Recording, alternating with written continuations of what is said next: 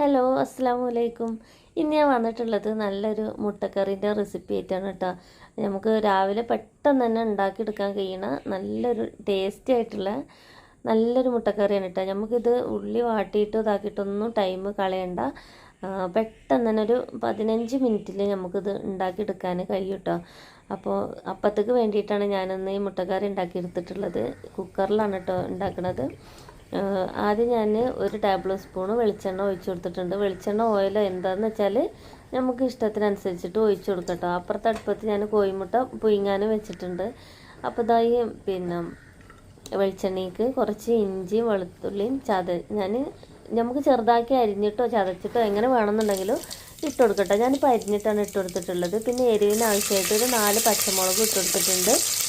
പിന്നെ അതാ ഒരു 3 സവാളാണ് ഇട്ടെടുത്തിട്ടുള്ളത്. ഒരുപാട് സവാള വേണ്ട, ഒരുപാട് ഇട്ടിട്ടുണ്ടെന്നുണ്ടെങ്കിൽ ഒരു മതിരിപ്പ് വയ്ക്കാറിട്ട വരില്ല. അപ്പോൾ പാകത്തിന് ഇട്ട് കൊടുത്തത് ഇതൊരു മീഡിയം സൈസ് 3 സവാളയാണ് ഇട്ടിട്ടുള്ളത്. ഇതിപ്പോൾ നമുക്കൊരു 5-8 ആൾക്കാർക്ക് കഴിക്കാനുള്ള കറി ഉണ്ടാവും കേട്ടോ ഇങ്ങനെ ഉണ്ടാക്കിയിട്ടുണ്ടെങ്കിൽ. പിന്നെ നമ്മളിത് ഇങ്ങനെ വയറ്റിക്കൊണ്ടിരിക്കൊന്നും വേണ്ട കേട്ടോ. അപ്പോൾ ഞാൻ ആ വെളിച്ചെണ്ണ എല്ലാ ഭാഗത്തും ഒന്ന് എത്താൻ വേണ്ടിയിട്ട് ഒന്ന് ഇളക്കി കൊടുത്തെന്ന് മാത്രമേ ഉള്ളൂ. പിന്നെ കുറച്ച് കരിവേപ്പിൻ്റെ ഇലയും കൂടി ഇട്ട് കൊടുത്തിട്ടുണ്ട്.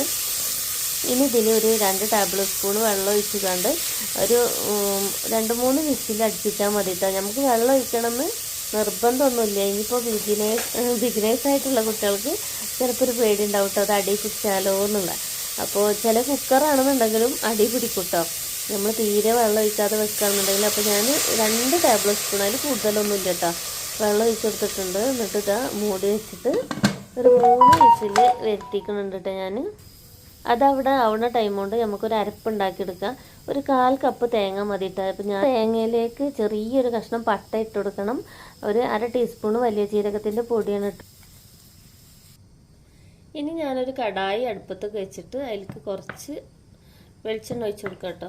വെളിച്ചെണ്ണ ഓയിൽ നമുക്ക് ഇഷ്ടമുള്ളത് ഒഴിച്ചു കൊടുക്കാം. ഞാനിപ്പോൾ ഓയിലാണ് ഒഴിച്ചിട്ടുള്ളത്. നമ്മളെ കയ്യിൽ വെളിച്ചെണ്ണ ഉണ്ടെന്നുണ്ടെങ്കിൽ തീർച്ചയായും വെളിച്ചെണ്ണ തന്നെ ഒഴിച്ചു കൊടുക്കാം കേട്ടോ.